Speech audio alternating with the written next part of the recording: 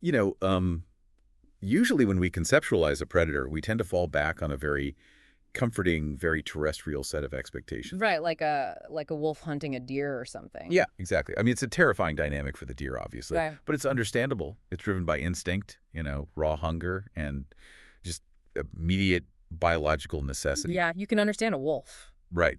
You can predict its hunting patterns based on the seasons, and most importantly, you can build a physical barrier. Like Mhm. you can build a fence to keep a wolf out. Well, yeah, because the parameters of that threat are finite. A Right. terrestrial predator operates within this strict framework of biological imperatives.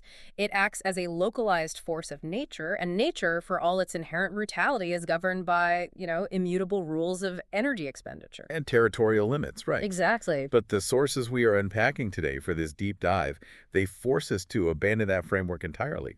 We're looking at an apex predator where the traditional concept of a fence is just, it's utterly useless. It really is. And it's useless because this predator didn't just spend a few generations figuring out how to jump over the barrier. It analyzed the metallurgical composition of the steel. Right. It mapped the patrol routes of the guards. It understood the psychological complacency of the architect who designed the wall. And then it engineered a localized biological acid specifically synthesized to dissolve the hinges of the gate while the entire defense force was asleep. Which is just a chilling thought. We are transitioning from the realm of animalistic instinct into the domain of a terrifying, adaptive, and distributed intelligence. Yeah. And this is the core reality of Hive Fleet Leviathan. I'd say the most dangerous assumption you could possibly make when analyzing the Tyranid threat is clinging to that lingering misconception that they are just this, mindless insectoid swarm operating on autopilot. And that is the exact misconception we're going to dismantle today, because we are looking at a hyper-intelligent, adaptive consciousness that is actively seeking to consume all biological matter in the It's galaxy. every last drop of it. Right. And more importantly, it's a consciousness that learns from its failures, which is why you, the listener, are going to find this so fascinating.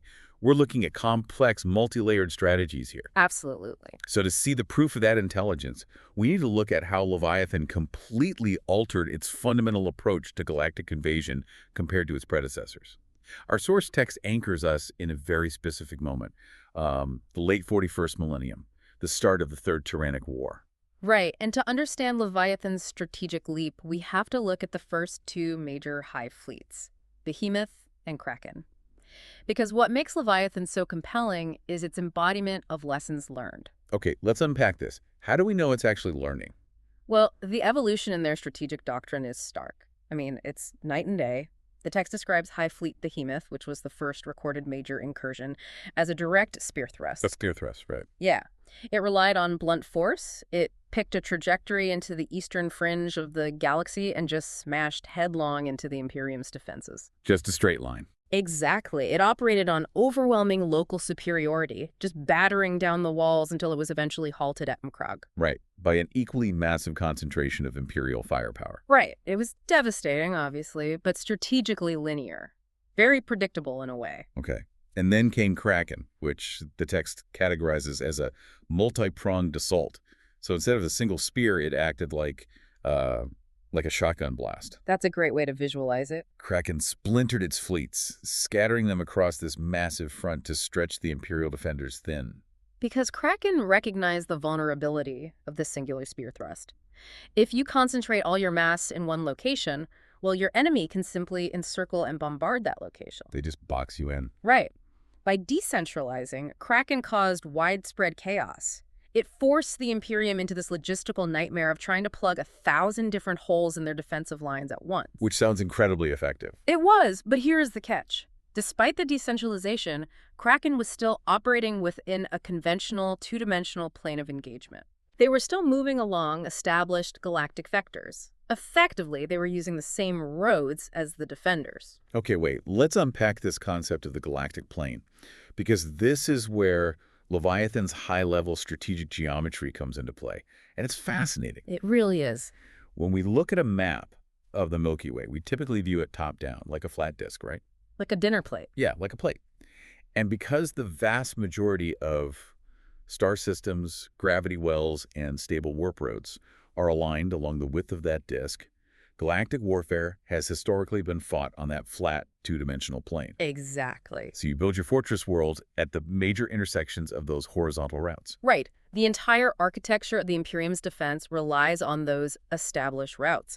The Imperial Guard and the Imperial Navy, they position their planetary defense lasers, their orbital defense platforms, their sector fleets. All of it is based on the physics of warp travel. But you can't just fly anywhere in the warp. No, absolutely not. Ships need stable currents to navigate the warp safely, and those currents generally flow between the massive gravity wells of star systems along that galactic disk. Okay. So, the Imperium built its defenses assuming any invading force would have to travel down these specific corridors. They fortified the choke points. And Leviathan just looked at that defensive paradigm, looked at those fortified choke points where Behemoth and Kraken had taken massive casualties, and simply opted out of the geography. It completely ignored it. The sources state that Leviathan bypassed the heavily defended galactic core entirely. They didn't hit the fortified walls on the rim, they went under them. They struck from below the galactic plane. Which is just staggering when you think about it. I mean, I am trying to wrap my head around the logistics of navigating the intergalactic void below the galaxy. There are no stars there to slingshot around. There are no safe warp routes. None. Navigating the void beneath the galactic disk requires a fundamental mastery of astrophysics and warp mechanics that the Imperium didn't even believe the Tyranids possessed. It requires moving through areas of dead space where the psychic beacon of the Astronomicon, which is the guiding light for human warp travel, is likely dim or just entirely obscured. Wow. So by choosing this vector, Leviathan executed a calculated three-dimensional pincer movement. What's fascinating here is how this proves the hive mind possesses high-level strategic geography. Yeah, it's not just moving forward to eat. No, it is navigating around fortresses to find weak points. It recognized that the Imperium's defenses were essentially a Maginot Line, an impenetrable wall that only faced one direction. It's the structural engineering equivalent of like spending trillions of credits building a bank vault with 3-foot-thick titanium doors, retinal scanners, motion sensors. Right. Only for the thieves to realize the bank was built on soft dirt. And they just silently tunnel up directly into the vault from the basement sewer system. That is exactly what they did. And the psychological impact of this vector on the Imperial defenders cannot be overstated. I mean, think about what a fortress world actually is. It's a marvel of military engineering. It's a whole planet built for war. Exactly. Entire continents are paved over with macro cannons and void shield generators. Generations of soldiers are born, train, and die in these garrisons, operating under the absolute certainty that their sector is an unassailable bulwark against the darkness of the Eastern Fringe. Think about the logistics of this for a planetary governor or a sector commander. You have spent centuries optimizing your supply chains to feed ammunition to orbital defense platforms that are locked in a specific orientation. Facing outwards. Right, pointing outward at the only known approach vectors. You have layered your minefields and positioned your interceptor squadrons based on warp jump proximity algorithms. And then the auger arrays detect massive biological contacts, not coming from the horizon, but bleeding up from the nadir, from the empty void beneath your feet. It creates a state of total strategic paralysis. It invalidates centuries of military doctrine in a single tactical maneuver. I mean, a macro cannon the size of a city block cannot simply be turned upside down. Right, you can't just pivot a building. Exactly. The orbital defense platforms are suddenly positioned on the wrong side of the planet. When the enemy can attack from the Z-axis in a universe that has spent 10 millennia fighting on the X and Y axes, nowhere is safe. Oh, wow. The massive defensive lines become monuments to their own obsolescence. The Imperium is no longer descending a border. They are desperately trying to reorganize the geometry of their own survival while already under attack. The sheer scale of that repositioning is just a nightmare. But arriving from an unexpected angle, as horrifying as it is to the military brass, is still ultimately an issue of logistics, right? It dictates where the fight happens. Yes. The real horror, and this is what makes Leviathans uniquely devastating on a planetary level, is what occurs right before the physical invasion fleet arrives. Because the physical invasion, the billions of bioengineered organisms dropping from the sky, that is merely the final phase of consumption. The preceding phase is entirely rooted in esoteric and psychological warfare. The source material heavily emphasizes Leviathan's defining characteristic, its absolute mastery of the phenomenon known as the shadow in the warp. Our sources refer to this as a weaponized blackout. Hmm. And we need to dive deep into the actual mechanics of this because it's vital to understand that the shadow in the warp isn't just a jamming signal. It's not some kind of radio interference. No, not at all. It operates on a completely different physical and metaphysical level. And to comprehend the mechanics of the shadow, we must first establish the mechanics of imperial infrastructure. Okay. The Imperium of Man is a galactic empire spanning 1,000,000 worlds, and it is stitched together entirely by its reliance on the warp, which is this alternate dimension of raw psychic energy. Right. They use the warp for faster-than-light travel by physically tearing a hole in reality and sailing ships through the currents of this dimension, but more crucially, they use it for faster-than-light communication through astropaths. Let's talk about astropaths, because these are sanctioned human mutants, right, psychers, who serve as the communication relays of the Imperium. Exactly. They don't use radios, they use telepathy. They encode messages into psychic concepts and physically broadcast their minds into the warp, where another astropath on a different planet catches the thought and translates it back into data. And it is a delicate, highly volatile process. The warp is not an empty void. It is a turbulent ocean of psychic energy and predatory entities. Astropaths are essentially standing on the shore of a raging ocean, trying to whisper to someone on the opposite coast. Which is hard enough already. Exactly. Now, introduce Hive Fleet Leviathan into this environment. The Tyranid swarm is not a collection of individual insects. It is a singular, colossal synaptic network, trillions upon trillions of interconnected biological organisms, all continuously communicating, calculating, and projecting their collective will into a singular hive mind. So when a fleet of that magnitude approaches a sector of real space, its presence casts a shadow into the parallel dimension of the warp. Yeah. But I have to ask about the intent here. I want to push back on this a bit. Is the shadow in the warp merely a byproduct of their biology? Like, you put 1 billion people in a stadium, the ambient noise is going to be deafening just from the collective sound of breathing and shifting weight. Sure. So is the shadow just the psychic exhaust fumes of 1 trillion bioships communicating with each other? Right. Or is it a directed, focused mechanism? Yeah. Because the text specifically uses the phrase weapon of mass disruption. And that phrasing is intentional. The source material is unequivocal on this point. The shadow in the warp is a deliberate offensive tactic. Wait, really? Yes.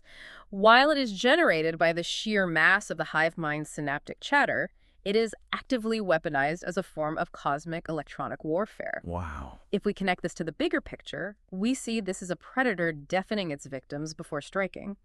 Leviathan projects the psychic density ahead of its physical fleets to intentionally isolate the battlefield before a single physical shot is fired. Here's where it gets really interesting for me. When you realize that the most devastating weapon isn't a laser or a bomb, but absolute silence and isolation. Let's break down the physics of this blackout. The astropaths are trying to send their whispered messages across that raging ocean of the warp. Right. But suddenly, the ocean isn't just turbulent. It is overwhelmed by a suffocating, infinitely dense blanket of psychic static. The frequency is flooded. And the text details a violently physical reaction to this esoteric force. The shadow doesn't merely block communications, it exerts an immense atmospheric pressure on the minds of anyone sensitive to the warp. This part is so visceral. It is. Local psychers and astropaths are driven instantly insane. The text notes that the cranial pressure can become so extreme that their heads literally explode. Literally explode. Yes. The human neurological architecture is simply incapable of processing the psychic weight of 1 trillion alien consciousnesses screaming a singular predatory imperative. Think about the systemic collapse this triggers on a planetary scale. Imagine you are the planetary governor of a world sitting in the path of Leviathan. Your world operates like clockwork. Business as usual. Right.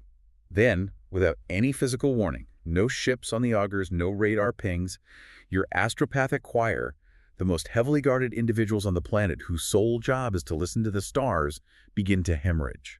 They start screaming. Yeah, they scream in languages that don't exist, their minds shatter, and they die violently in their containment cells. In an instant, your planetary communications grid goes permanently offline. The isolation is absolute. And by suffocating the warp, Leviathan achieves 2 critical strategic objectives simultaneously. First, no distress signal can be sent out to the wider Imperium. The planetary governor cannot request reinforcements from the neighboring sector fleet. Nobody knows you're in trouble. Exactly. And second, even if the Imperium somehow knew the planet was under attack, the density of the shadow makes warp travel into the system physically impossible. Navigators, the mutants who guide Imperial ships through the warp, they are blinded. Right. Any ship attempting to transition into real space near the shadow risks being torn apart by the warp current anomalies generated by the Tyranid psychic mass. Here is where the horror truly crystallizes. The most devastating weapon in the Leviathan's arsenal isn't a plasma bomb, it isn't an orbital laser, and it isn't a giant monster with scythes for arms. No. The most devastating weapon is absolute silence. It is the ultimate locked room scenario, scaled up to a planetary level.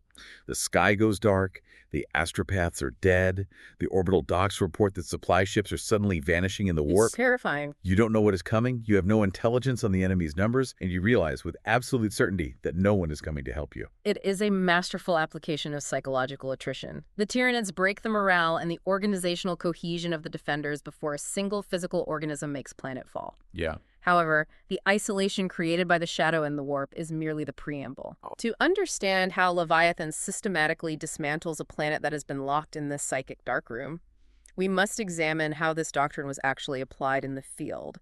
And the source text provides a chilling case study of this during the early stages of the Third Tyrannic War. The Cryptis system. Exactly. This engagement is vital because this is where Leviathan proved that the strategy of isolation is paired with something far more insidious.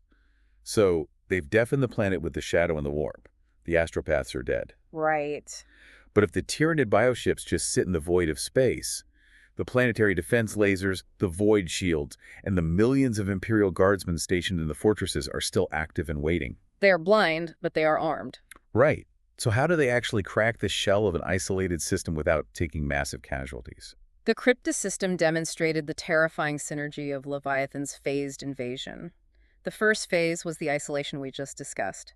The shadow falls over Cryptis. The system is cut off, panicking in the dark. The second phase, executed while the planetary command structure is blind and desperate, relies on a biological and sociological weapon that has been gestating on the planet for decades, sometimes centuries before the Hive fleet even arrived. Decades. Wow. They activate the gene stealer cults. The mechanics of a gene stealer cult completely reframe the Tyranid threat for me. This isn't a matter of dropping a few alien commandos behind enemy lines to sabotage a generator. Not at all. This is a multi-generational genetic insurgency. Because the biology of the gene stealer organism is uniquely adapted for subversion. A single gene stealer, what they call a vanguard organism, sneaks onto a populated world, often stowing away on a cargo freighter. Right, just hiding in the dark. Exactly. It doesn't attack the population directly. It hunts from the shadows, selecting specific hosts. Using an ovipositor, it implants its own genetic material into the host. And this genetic payload violently rewrites the host's DNA, while simultaneously inflicting a psychic hypnosis that makes the host deeply loyal to the gene stealer, which they now perceive as a patriarchal deity. And then the infected hosts just return to their normal lives in society. They continue to work in the manufactorums, they serve in the planetary defense forces, they have families. Normal citizens. Right. But the children they give birth to are hybrids. The first generation might be horribly mutated, possessing extra limbs or alien features, so the cult hides them deep in the underhives or the mining colonies. They keep them out of sight. Exactly. Yeah. But with each passing generation of breeding with the local human population, the hybrids look more and more human. And by the fourth generation, the hybrids are visually indistinguishable from standard humans. Yet their genetic loyalty is completely bound to the gene stealer patriarch, and by extension, the Tyranid hive mind. That is so creepy. They possess a latent psychic network among themselves, allowing for flawless coordination. And they infiltrate every strata of Imperial society. They become logistics officers, munitions factory overseers, communications technicians, and military commanders. The analogy here is deeply unsettling from, like, a network security perspective. It's like subverting a highly secure corporate network, not by trying to hack through the firewall from the outside, but by slowly compromising the credentials of the system administrators over a period of years. That's a brilliant way to put it. You embed your malware directly into the authorized personnel files so that when the time comes to execute the attack, the system's own internal security protocols accept the destruction as an authorized system update. Yes. And the trigger for that activation is the shadow in the warp. When Leviathan approaches the Cryptis system, the immense psychic pressure of the Hive fleet reconnects with the localized psychic network of the gene stealer cult. The sleeper agents are awakened. So, on the exact night the planetary governors are frantically trying to figure out why their astropaths just died, the millions of loyal citizens working in the defense grid suddenly turn. The cultists poison the water supplies of the primary garrisons. They sabotage the targeting arrays of the orbital defense lasers. They detonate EMP charges inside the planetary shield generators. They assassinate the generals in their own command bunkers. It's like a medieval siege, where the attacking army first cuts off carrier pigeons, then relies on sleeper agents inside the castle to poison the well and open the gates from the inside, all while the main army waits patiently over the hill. Exactly. The hive mind utilizes the cults to completely destabilize the planet's infrastructure and sociology from the inside out. By the time the skies finally darken, with millions of Tyranid bioships descending from orbit, the planet's defensive capability has already been hollowed out. There's nothing left to fight back with. The military is fighting a civil war against its own populace, the heavy weapons are offline, and the chain of command is entirely broken. Look at the level of intelligence required to execute this. The hive mind isn't just orchestrating a biological swarm. It is orchestrating a sociological collapse. To weaponize a gene stealer cult effectively, the Tyranid consciousness have to understand the concept of a human supply chain. It has to comprehend the hierarchy of an imperial military command structure to know which officers need to be assassinated. Yes, it needs to understand the target. It has to understand religious zealotry or class inequality to effectively radicalize the underhive workers into a fanatic uprising. It demonstrates an intimate, predatory understanding of human societal flaws. It weaponizes our own logistical dependencies and class structures against us. It observes how an industrialized society functions and reverse engineers a biological vector to dismantle it. Which further cements the argument that we are dealing with an intelligent consciousness. Absolutely. This cements the argument that we are dealing with a calculating, hyper-intelligent entity. But the cryptosystem, for all its devastation, was essentially just the opening move, wasn't it? It was. It was the proof of concept for Leviathan's new playbook. Attacking from below the galactic plane, isolating with the shadow and the warp, and gutting the defenses with gene stealer cults. To truly grasp the sheer apocalyptic scale of Leviathan, we have to look at what happens when the fleet hits the Imperium's most legendary strongholds. And the true test of Leviathan's military threshold occurred during two massive campaigns detailed in our sources: the devastation of Baal and the defense of Ultramar. Right. These were not peripheral skirmishes on forgotten mining worlds. These were existential conflicts aimed directly at the home worlds of the Space Marines, the absolute elite, genetically enhanced, heavily armed tip of the Imperium's spear. The Space Marines are the ultimate bulwark. I mean, if a planetary defense force is a wooden shield, a Space Marine chapter is a titanium vault door. Exactly. Let's examine the attack on Baal first. Baal is the homeworld of the Blood Angels chapter. And the Blood Angels aren't just any Space Marines. They are a first founding chapter, revered across the galaxy. Oh, very famous. But they also suffer from deep genetic flaws, the red thirst and the black rage that make them unimaginably fierce, almost berserk fighters when pushed to the brink. And Leviathan recognized the tactical significance of Baal. The text describes this engagement as a legendary and bloody conflict, characterizing it as a desperate last stand. The last stand. The Tyranids did not initiate a prolonged insurgency here. They launched a hyper-concentrated decapitation strike. They sent a massive splinter fleet aimed directly at the heart of the Blood Angels' fortress monastery on Baal and its radioactive moons.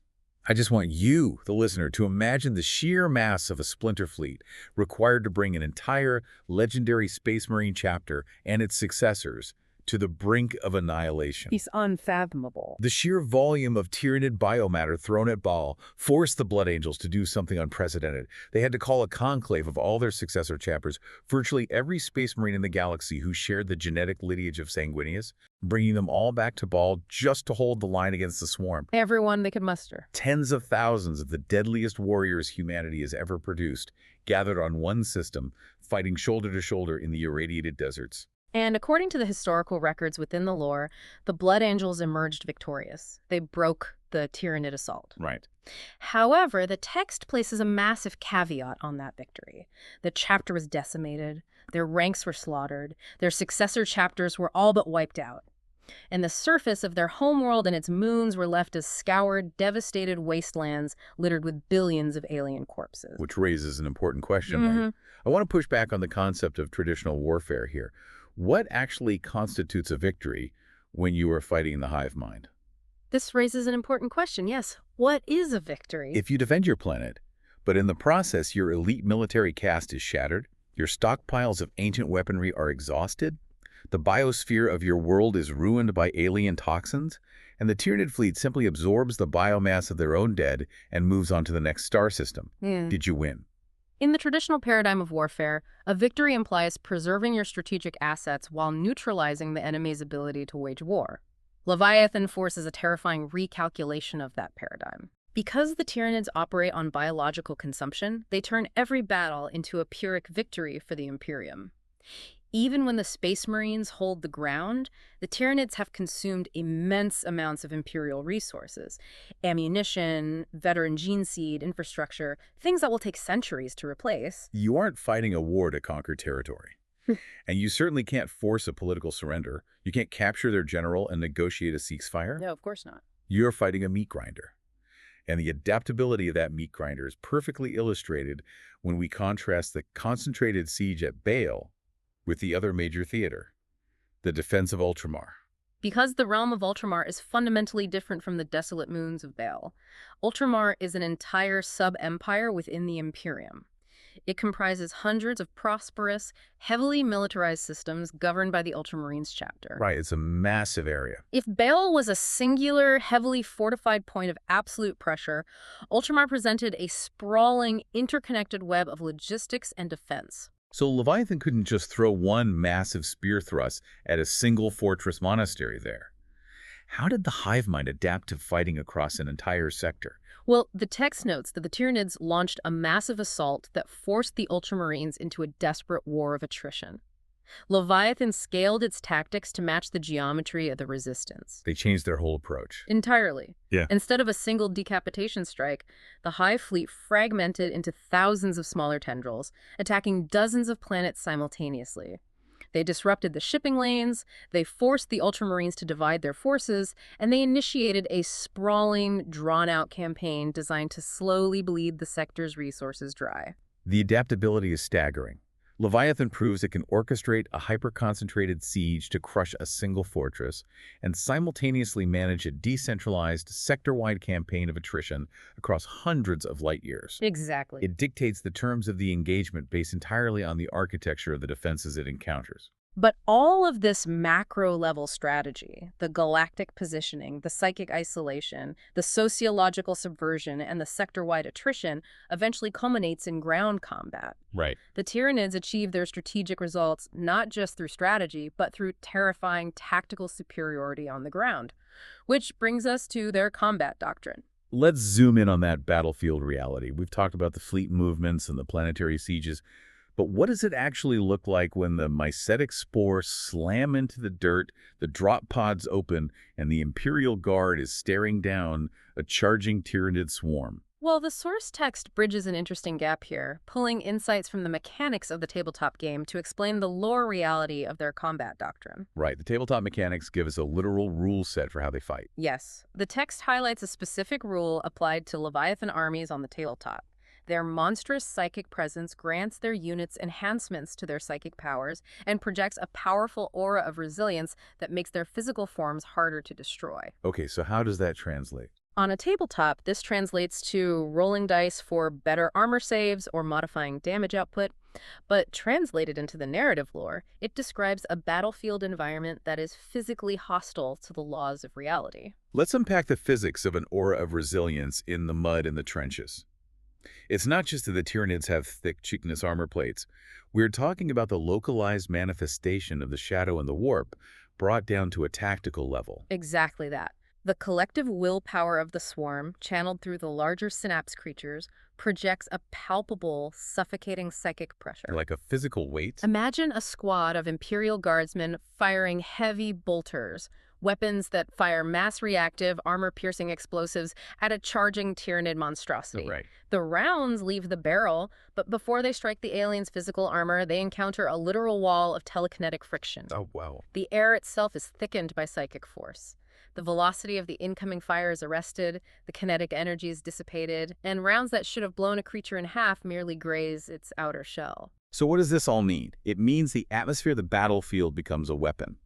You are fighting an enemy that brings its own hostile physics with it. Perfectly stated. I want to contextualize this dual-layered threat because the text specifically mentions some of the heavier tyrannid bioforms, like the barbed hierodule. This is a massive biotitan, essentially a walking building made of muscle and chitin. The barbed hierodule serves as a perfect example of their physical extremity. The sources note its primary armament, a biocannon, which does not fire conventional munitions. It fires massive biological projectiles filled with highly reactive mutagenic acid. And this acid doesn't just burn, right? It dissolves molecular bonds. It melts everything. The text notes it can vaporize entire infantry squads in seconds, melting through ceramite armor and flesh with equal ease.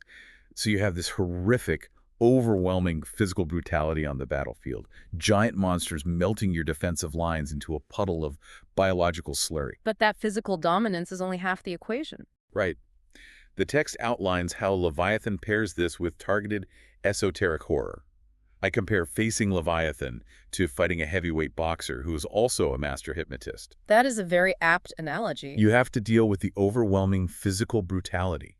The barbed hierodule's acidic biocannon vaporizing your squad, while simultaneously fighting off an invisible force trying to turn your own mind against your allies. Because while the physical swarm engages the front lines, the specialized psychic organisms of the tyrannid brood creatures like zoanthropes or the neurotyrant execute precise, tactical psychic assaults. The text specifically details their ability to strip the defenses from a battle tank or turn a hero's mind against their own troops. Let's explore the mechanics of stripping a tank's defenses with a thought, because that is terrifying. You're a tank commander sitting inside an Imperial Lemon Rust battle tank. You are surrounded by inches of reinforced plasteel and ablative armor. You believe you are safe from the biological claws outside. You feel secure. Right. And then a floating, hyper-intelligent brain bug looks at your vehicle, and the physical integrity of your armor just degrades. It is the weaponization of telekinetic resonance and molecular stabilization. The Tyrannid Psyker doesn't need to physically pry the armor plating off the tank. It projects a focused beam of psychic energy that excites the molecular structure of the plasteel, causing it to weaken, buckle, or even spontaneously combust. Wow. They are removing the foundational pillars of the Imperium's war machine through sheer force of will. Because when a human army is facing an overwhelming biological terror, a swarm of millions of screaming aliens, they rely entirely on two pillars to keep them from breaking and running: their technology and their leadership. Exactly. They hunker down behind the steel of their tanks, and they look to the commanding officer, the hero, with the banner for morale. And Leviathan's combat doctrine specifically targets those two pillars. It melts the steel of the tanks with telekinesis, stripping away the technological advantage. And simultaneously, it unleashes telepathic domination to possess the mind of the hero. That's just brutal. It is. It overwhelms the commander's neural pathways, forcing the very icon of human hope to turn their weapons on their own troops. It strips away your steel and your spirit in a single, synchronized move. If your tank's armor suddenly turns to slag, and your commander, the veteran who has led you through 10 campaigns, turns around with glowing eyes and starts executing the sergeants, the defensive line shatters. Panic sets in. Yeah, the structural integrity of the army collapses from within, and the physical swarm simply washes over the disorganized remnants. It is the systematic dismantling of a military force's physical capacity to fight and its psychological will to resist. Every element of Leviathan's strategy, from the macro-level fleet movements down to the micro-level engagements in the trenches, operates on this principle of layered destabilization. Okay, so when we pull back and synthesize this entire operational doctrine, a truly terrifying picture emerges of what the Imperium is actually facing. We started with the strategic genius of the pincer movement, right? Yeah. Bypassing the two-dimensional galactic plane, attacking the unfortified underbelly of the galaxy to induce strategic paralysis. We then observed the weaponized isolation of the Shadow in the warp, drowning out the astropathic choirs and blinding the navigators to ensure the prey cannot call for help and cannot escape. We dissected the multi-generational sociological sabotage of the gene-stealer cults, turning the planet's own defense infrastructure and population against itself just moments before the physical invasion. And finally, we examined the battlefield reality. a localized atmospheric pressure that arrests kinetic energy paired with psychic assaults designed to surgically remove the technological and leadership advantages of the defenders. Stacking all of those methodologies together completely shatters the initial premise we discussed at the top of the show. The idea of the Tyranids being mindless space bugs is laughably inadequate. It is the ultimate horror conveyed by the source material. The Tyranids of Hive Fleet Leviathan are not a force of nature. They are a force of intelligence. Yeah. They are the great devourer, but a devourer that has mastered the art of hunting in absolute darkness, meticulously silencing the screams of its victims before the jaws ever snap shut. The Imperium isn't fighting a border skirmish or a political rival. They are fighting for the very soul of the galaxy against a predator that will not stop, will not negotiate, and will not rest until every spark of life is extinguished. It fundamentally changes the context of every battle fought in the 41st millennium. But as we synthesize these sources, there's a lingering, deeply unsettling question that isn't directly answered in the text, but is the logical endpoint of everything we've just analyzed. The implications of an adaptive consciousness. Precisely. We know, as a matter of historical record, that Leviathan analyzed the failures of Behemoth's spear thrust and Kraken's shotgun blast. It watched them fail, it absorbed the data, and it evolved into a three-dimensional, psychologically devastating hunter. It learned. It did. So, as the Imperium of Man throws its absolute greatest heroes, its most brilliant tactical minds, and its most devastating superweapons into this desperate meat grinder at Baal and Ultramar, are they actually achieving victory? Or are they merely providing the hive mind with the exact stress testing data it requires? Exactly. If this predator learns from every single encounter, if it absorbs the genetic material of every space marine it kills and the tactical data of every defense network it breaches, then every time the Imperium fights it with their absolute best strategies, they are essentially uploading the blueprint of their own destruction directly into the Tyranid synaptic network. It's a terrifying loop. Are they winning the war, or are they just fueling the biological algorithm for Leviathan's next, even more unstoppable iteration? Is the wolf not just hunting the deer, but learning how to genetically engineer a forest where the deer can't hide? Is a chilling strategic paradox to mull over. We want to thank you for joining us on this deep dive. The mechanics and the lore of this universe are incredibly dense and endlessly fascinating, and we warmly encourage you to keep exploring these sources, analyzing the strategies, and questioning the nature of the threats. Keep exploring, and we will see you on the next deep dive.